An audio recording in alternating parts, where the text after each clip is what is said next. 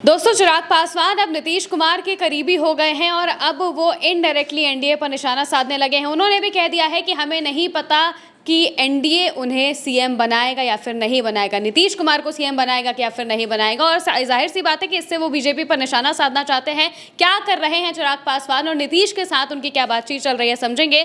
चंद्रकांत जी, चिराग पासवान ने जो ये बयान दिया है, इसके क्या मायने निकल रहे हैं? सियासत के मंझे हुए खिलाड़ी हो गए हैं चिराग पासवान। चिराग पासवान समझने लगे हैं कि कहाँ सूर्य की किरणें ज़्यादा मिलेंगी और कहाँ सूरज डूब जाएगा।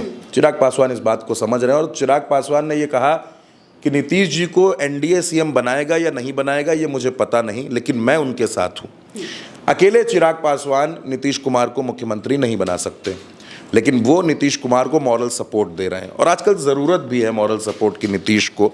वो इसलिए है क्योंकि जब भारतीय जनता पार्टी उनके नाम का ऐलान नहीं करती है, ये नहीं बताती है कि वो मुख्यमंत्री बनेंगे या नहीं बनेंगे, तब नीतीश टूटते हैं।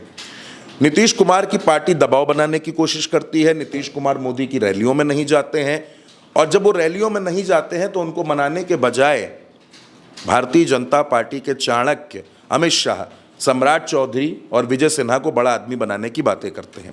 इस बीच चिराग ये कहते हैं कि एनडीए उनको सीएम बनाएगा या नहीं ये मुझे पता नहीं। एनडीए में कौन है? एनडीए में चिराग है। चिराग नीतीश के साथ है, वो तो खुलकर कह रहे हैं। एनडीए में मांझी है। मांझी छह सीटों पर चुनाव लड़ रहे हैं। उपेंद्र कुशवाहा 6 सीटों पर चुनाव लड़ रहे हैं। 6 की 6 जीत नहीं जाएंगे वो। उनकी ये हैसियत नहीं है कि वो अकेले नीतीश कुमार को मुख्यमंत्री बना ले जाए। बचा कौन? बची भारतीय जनता पार्टी। भारतीय जनता पार्टी का टारगेट बिल्कुल क्लियर है, गोल बिल्कुल क्लियर कि बिहार में सबसे बड़ी पार्टी बनना है, सबसे ज़्यादा सीटें हमको जीत कर आनी है, चाहे वो जैसे जीती जाए। आप देखिए, नरेंद्र मोदी, अमित शाह पूरा जोर लगाए हैं। कई कई राज्यों के विधायक, सांसद, मंत्री, मुख्यमंत्री बिहार में डेरा डाले हैं। उत्तर प्रदेश के मुख्यमंत्री बिहार में डेरा डाले हैं। क्यों? भारतीय जनता पार्टी की सीटें बढ़ाई जाएं, भारतीय जनता पार्टी को जिताया जाए। चिराग पासवान ये कहते हैं कि मुझे अपना पता है लेकिन उनका पता नहीं, एनडीए का पता नहीं है। नीतीश कुमार के लिए आज की तारीख में सबसे बड़ी मुश्किल ये है कि वो सब जानते हैं, उन्हें सब पता है कि भारतीय जनता पार्टी चुनाव के बाद क्या करने वाली है, लेकिन आज की तारीख में नीतीश कुमार मजबूर हो चुके हैं। आज की तारीख में नीतीश कुमार के सामने ये ऑप्शन ज़रूर है कि चुनाव के बाद वो फैसला लें, लेकिन आज वो कुछ बोल नहीं पा रहे हैं।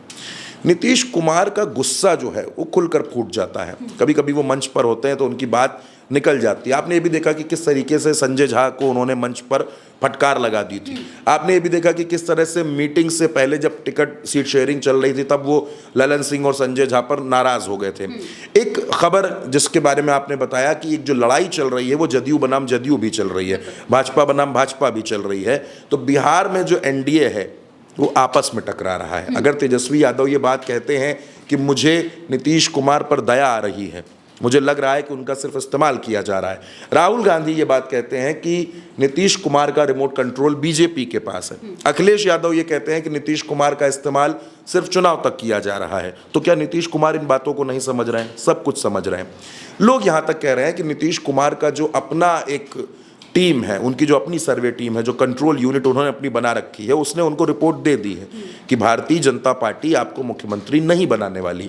इस वजह से नीतीश कुमार अलर्ट है। भले ही वो कुछ दिखा नहीं रहे, कुछ बोल नहीं रहे, लेकिन नीतीश कुमार अलर्ट है। चुनाव के नतीजे जो कुछ भी आए, जो भी नतीजे आएंगे, नीतीश कुमार का फैसला ही बिहार की सरकार को तय करेगा, ये आप भी जानते हैं। क्योंकि लंबे वक्त से आप ये देख रहे हैं कि नीतीश कुमार भले ही कम सीटें लाते हैं लेकिन मुख्यमंत्री वही बन जाते हैं। लोग तो यहाँ तक कहते हैं कि बिहार में सत्ता परिवर्तन नहीं होता है, बिहार में विपक्ष परिवर्तन होता है। कभी आरजेडी विपक्ष में होती है, कभी बीजेपी विपक्ष में होती है। सत्ता पर जो शाश्वत हैं वो नीतीश कुमार हैं, उनको कोई नहीं हटा पाता। लेकिन अब जो बिहार के समीकरण महिमा बदले हैं, वो समीकरण कुछ ऐसे बदले हैं कि नीतीश कुमार के साथ रहने में चिराग को अपना फायदा नजर आ रहा है। चिराग को ये लग रहा है कि बीजेपी हमको कुछ नहीं देगी, लेकिन नीतीश कुमार हमको डिप्टी सीएम बना सकते हैं, या हमारे जीजा को डिप्टी सीएम बना सकते हैं, जिसकी मांग चिराग पासवान ने बहुत पहले भी की थी। लेकिन चिराग का ये जो स्टेटमेंट है, ये सिंगल लाइन स्टेटमेंट जो है, वो ये बताता है कि भारतीय जनता पार्टी नीतीश कुमार के साथ नहीं है। भारतीय जनता पार्टी नीतीश कुमार को मुख्यमंत्री नहीं बनाना चाहती और चिराग भी इस बात को समझ रहे हैं। अब चिराग का ये बयान नीतीश कुमार के लिए भी एक नई टेंशन है। अब आप ये मानकर चलिए कि बिहार में जो एनडीए है वो पूरी तरीके से बिखरा हुआ दिख रहा है।